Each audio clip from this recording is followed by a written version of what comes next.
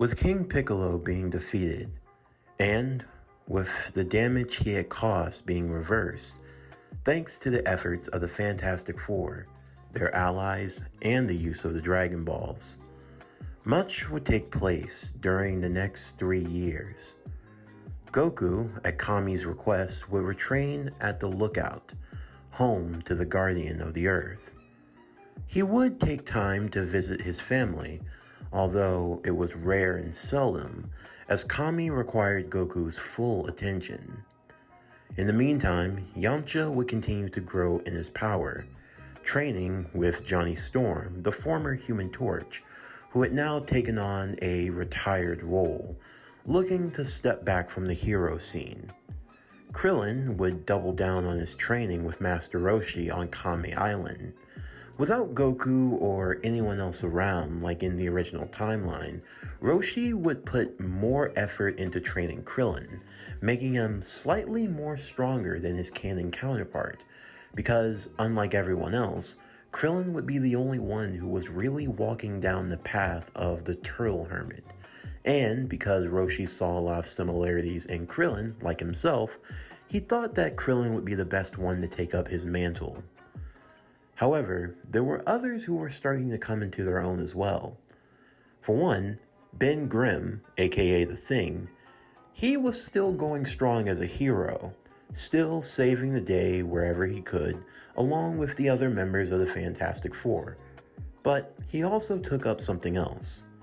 Young Franklin Richards, the second son to Susan and Reed Richards, was starting to grow in his own right. And much like his older brother, he too wanted to take up in martial arts. Ben wanted to teach him the basics of fighting. Susan was a bit hesitant, but they saw that the boy had potential. Lots of potential. Now, keep in mind, while Goku is technically the first son, even though he is adopted, Franklin was the biological son of Reed and Susan Richards, respectively. And this was the byproduct of a child whose parents had been exposed to cosmic rays. So there was no way of knowing just how powerful the boy would be, if the boy would develop any powers at all. So far, nothing had come up, but one thing was certain. The boy's powers was definitely latent when it came to his strength. You could say that to a degree he was like a mini Goku of sorts. He had abnormal strength, speed, stamina, to the point where he was able to give Ben a decent push. It was around when the boy was 5 to 6 years old that Ben wanted to try something. It was simple, light gym exercises. But as he continued to ratchet up the training, much to their surprise, the young boy was able to hold his own rather well, and he took the fighting rather efficiently. Of course, he still had a ways to go, but still, the boy was progressing at a very surprising rate.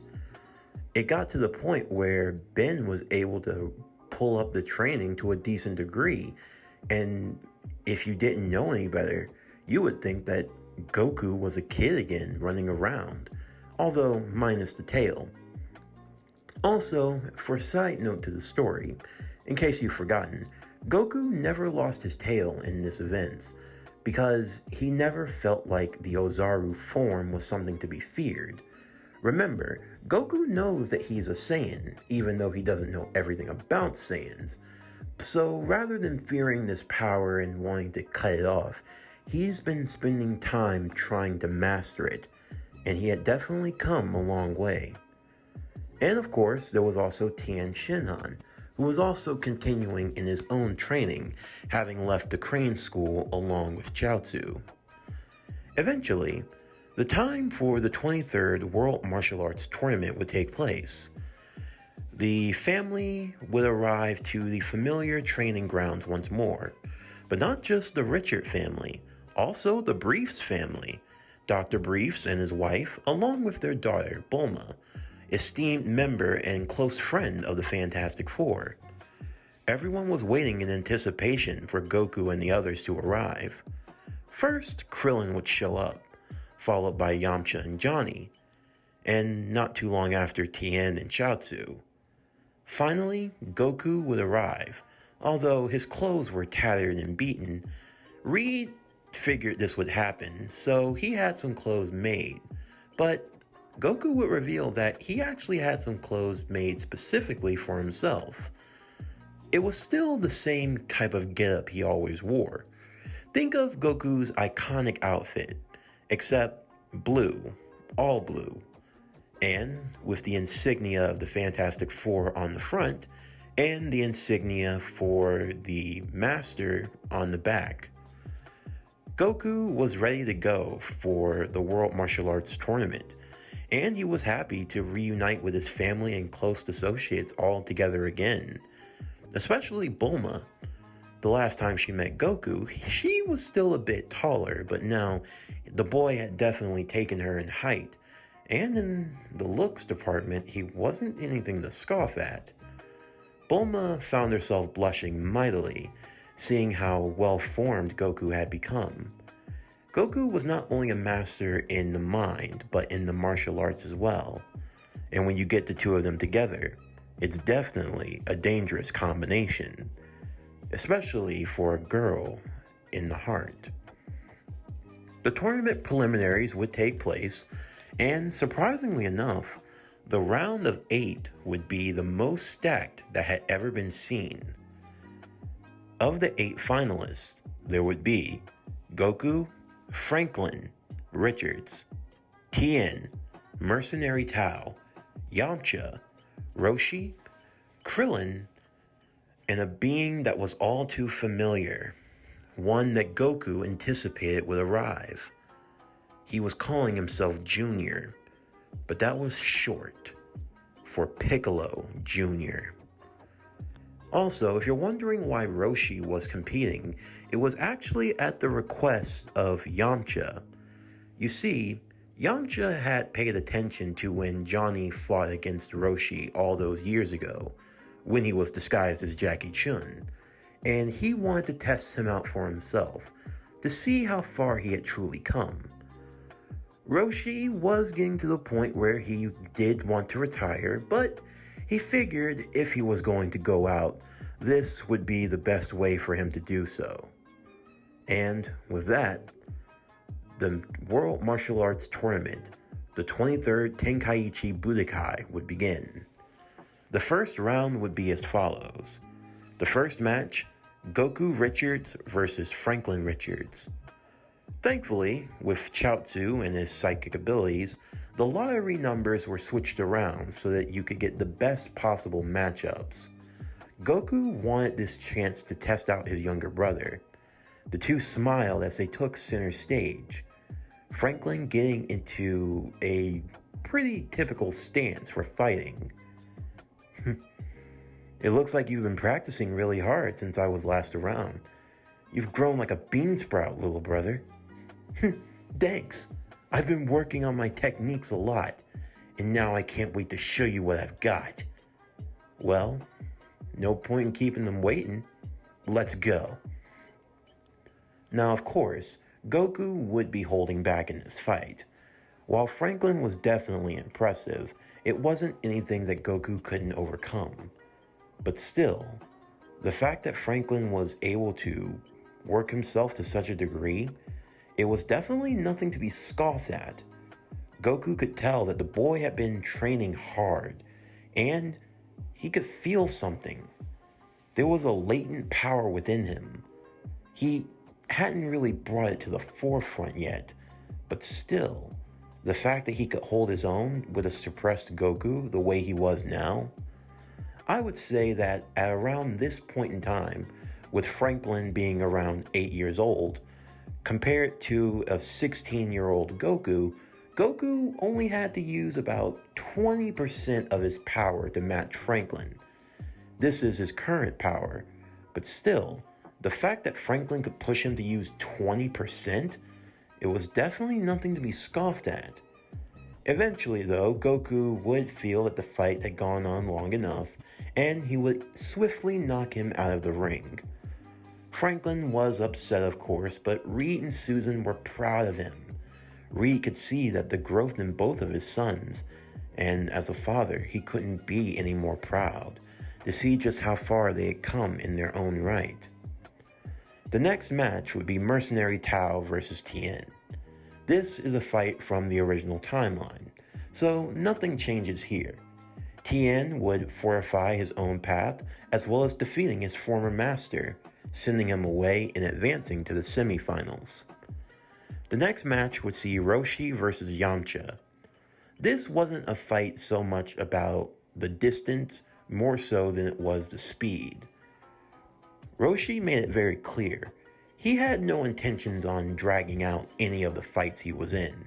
He was going to go all out from the very start and not hold back. He readied himself in the stance for the Kamehameha wave. Forgive me, young one, but when you get to be my age, you get to the point where beating around the bush is very tedious. So if you don't mind, I'd rather us have a clash of styles, if you will. If you truly wish to see how far you've come, I'd like to think that if you are truly as powerful as you say you are, then you can knock me out of the ring from right where you're standing. Let's see who is the superior. Roshi would launch a Kamehameha wave, while Yamcha would launch a Ki blast morphed in with his fire.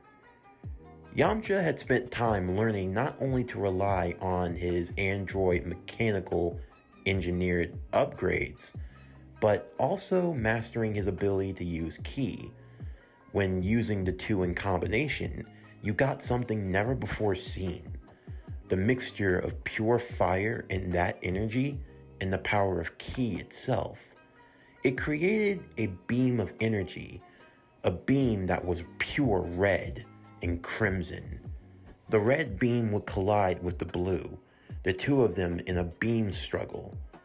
Roshi poured everything he could muster into the Kamehameha wave, and for Yamcha, he responded in kind. When the lights finally dimmed down from the beam clash, Roshi, he was impressed, because he had been knocked out of the ring. And Roshi wasn't kidding, he gave it his all, and Yamcha could feel it. But still, he was pleased with himself to see just how far he had come. Everyone would cheer, seeing how the old man, in his final moments, was able to pass on the torch to the next generation. The final match in the first round would be Junior versus Krillin, a match from the original timeline. This would be a slightly stronger and more dangerous Krillin, and he would definitely give Piccolo Jr. some fits, but it was nothing that Piccolo Jr. couldn't overcome. He was swift and efficient, and he was able to take out Krillin, advancing to the next round. The semifinals would see Goku versus Tien, and as I've had to state a few times before, this is a match from the original timeline. Nothing in this match changes, besides the fact that Tien and the others would learn that Goku was using weighted clothing, something that definitely caught Reed's attention. He had never thought about using something like weighted clothing before, but with Goku it made sense. A form of training, of constantly getting used to wearing that much weight. And when he took it off, he became a lot more faster. The next semifinal match would see Yamcha versus Junior. But this is where a change would occur. For one, this matchup would be entirely new, and it would definitely be a flurry of a match. Because you see, Yamcha would find his body being taken over. Yes, just like in the original story, Kami would possess the body of one of the fighters, attempting to use it to take out Junior before he could advance any further. But unlike in the original, where Kami would take over the body of some random stranger, he waited. He chose Yamcha. Yamcha had the perfect body, and he had just the right amount of strength. If anyone was capable of stopping Junior here and now, it was him. The battle would be ferocious, the Human Torch, possessed by Kami, going one-on-one with Junior. Everyone would watch as the flaming embodiment of the Human Torch battled against the green-skinned individual, the two of them seeming evenly matched. But Junior was aware of the trick. You may have everyone else fooled, Kami, but not me. You've taken over this boy's body. Why? Because you're too weak to try to come and face me yourself.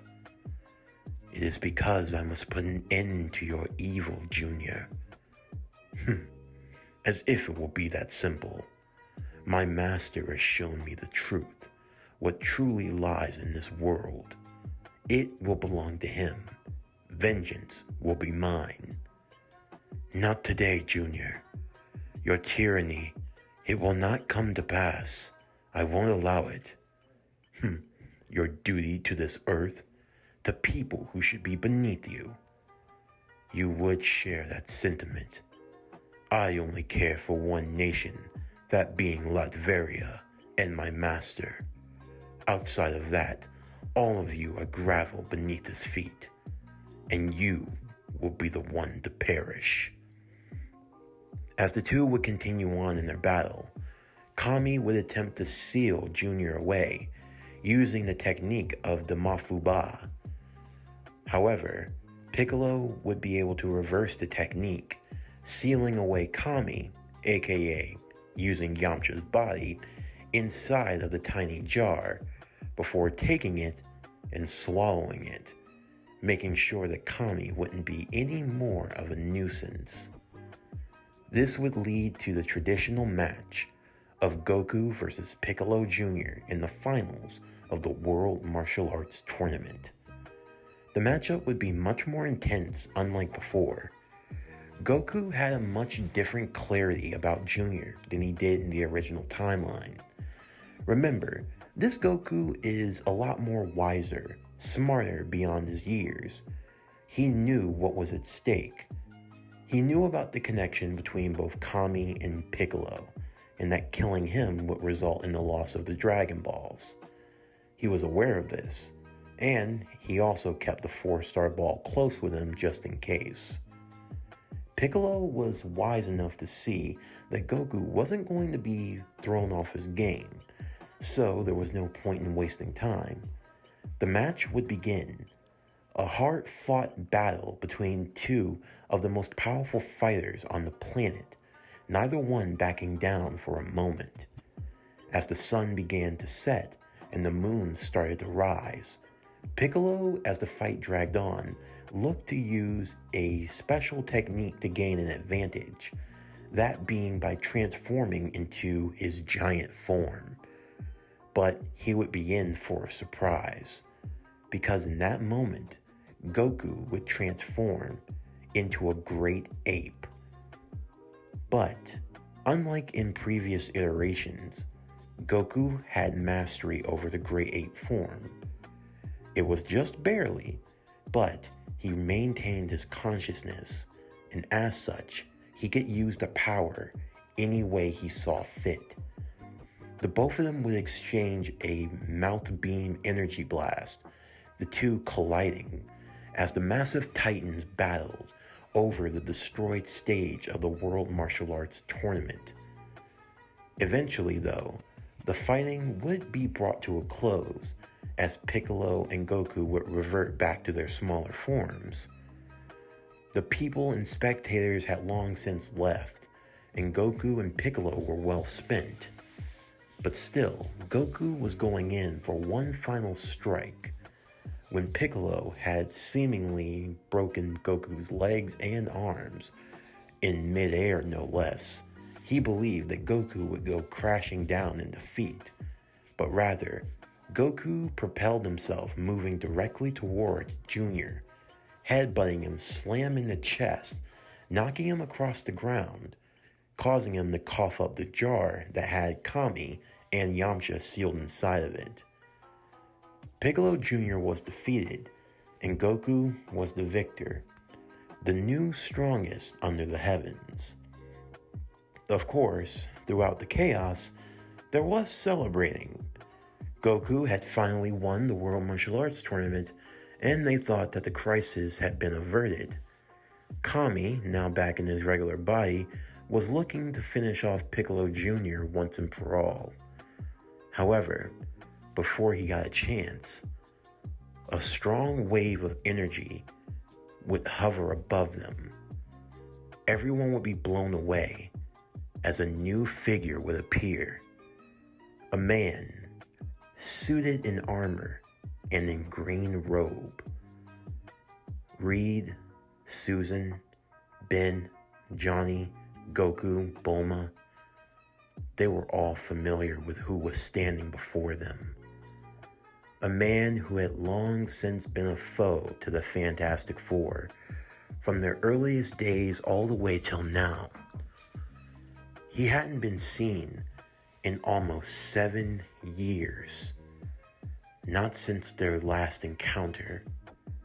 Reed knew that Doom had stayed in Latveria, but it was his own country that he governed. He figured as long as the doctor stayed where he was and never left, then he wouldn't be anything to worry about. But why was he here? It became all too apparent when Doom raised his hand, not even acknowledging the presence of anyone around him.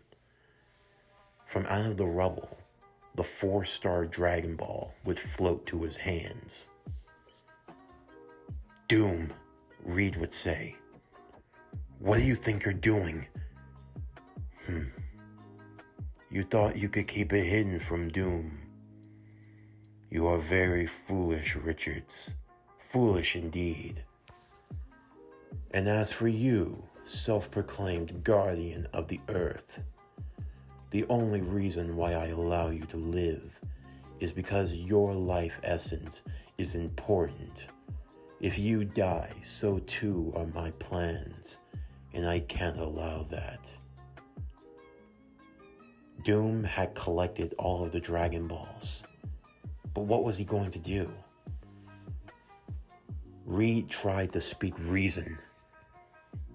"Doom, whatever you're trying to do, listen to me, Victor, you don't get to say that name.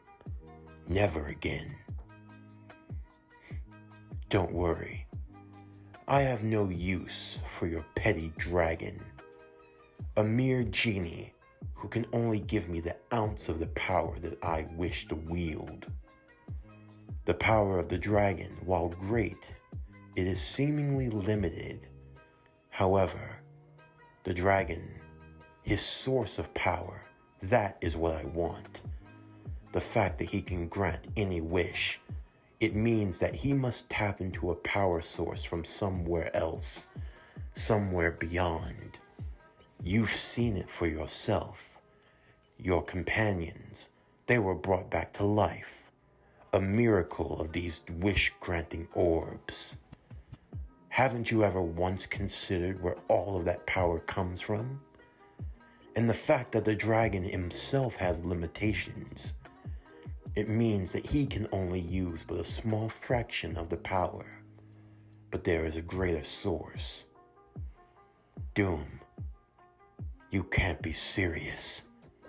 We're talking about things far beyond our control, your control. I do not fear the unknown as you do. Doom is far beyond such superstitions. And what will you do with this absolute power? You need not concern yourself. This is your only warning. If any of you try to stop me, I will not hesitate to wipe you from the face of the earth. And when I'm done, you won't dream about resurrecting ever again. Doom would levitate into the air, taking Piccolo Jr. with him, the one of whom he had trained for this moment. The reason why Jr. was trained by Doom, why he was sent here, it was to make sure that Goku would be all tapped out, that he wouldn't have any way of bouncing back. Doom would fly back to Latveria along with Junior. The preparations were being made. He would tap into the power of the Dragon Balls, but not to summon the dragon, no. You see, Doom had been following the Fantastic Four for a while now. He did his own research, studied the Dragon Balls intensively. While he didn't have all the facts, he knew what he needed to know. No one ever questioned where the dragon got its power from. The fact that the dragon could wish and bring the dead back to life, that wasn't something that could just be taken lightly. The fact that anything you desired within certain limits could be granted. But still, how did the dragon gain such power? It had to come from somewhere else. What if the Dragon Balls were the key to that? If Doom could tap into this power source, move past the restrictions, then he would truly have unlimited power. Goku would be helped to his feet, still battered and beaten from his fight with Junior. The ring announcer wanted to raise his arm, but there was no point in doing so. Susan looked to Reed. Reed knew what needed to be done. It had been so long since they last tried to lead a raid on Latveria. On top of it being one of the most well-fortified countries on the planet, it was what Doom would expect. If they came barging through the front door, then in all likelihood there would be a trap waiting for them. "I don't care how many traps he's got waiting," Ben would say, clenching his fist ready for a fight. "We can't let him get away with this. Reed, if he's able to use that power, there'll be no stopping him. It's going to take all of us, together." Reed looked to everyone that was around him. "I wouldn't ask this of you if it didn't call for it, but there's no need," Tien would say. "This isn't something we can ignore. The fate of the world is at stake, our world. No man should have that much power. His greed and his ambitions will only lead to sorrow and destruction. He must be brought to a stop here and now." "You're right," Goku would say. Bulma was still helping him up. "Goku, you need to rest. You're going to need all your strength for this fight." "I know. That's why you just have to get me to the jet. If you give me a time to recover, then by the time we get to Latveria, I'll be more than ready to go. I'm going to give it my all. I'm not going to let Doom get away. He can't be allowed to use the Dragon Balls for his own ends." Everyone nodded in agreement with this. Reed looking to Susan and everyone else. Young Franklin wanted to go with them, of course, but still, for his own safety, he would be left with the Briefs family. But still, he rushed over to Goku as he gave his older brother a hug. He brought his whole family into a hug. He told all of them to be safe and to come back home. They promised as they headed into the Fantastic Four's ship, flying into the air and heading straight for Latveria. The final battle was set to commence, a battle that would determine the fate of the world. This concludes Dragon Ball Fantastic Tales. What if Goku joined the Fantastic Four? Season 1, Part 9. As always, if you enjoyed today's video and everything else that we have to offer, then please don't forget to like, comment, subscribe, share, and hit that bell for post notifications so you can stay up to date on everything that is Power Core Productions and Podcasting's That has to come out now and in the future. Stay tuned tomorrow morning as we will continue with Dragon Ball Fantastic Tales with the Season 1 finale for What If Goku Joined the Fantastic Four, Season 1, Part 10, the Season 1 finale. And also, if you haven't, make sure you check out all of our videos from earlier in the week, as well as catching up on the Season 2 finale for What If Deku Was Iron Man, My Hero Academia Armored Adventures, as we will be doing a 2-part special on Thursday and Friday with parts 1 and 2. But anyway, that's going to do it for the end of today's video. I'm Javon Harrington with Power Core Productions and Podcastings. Signing off, and I'll see you next time.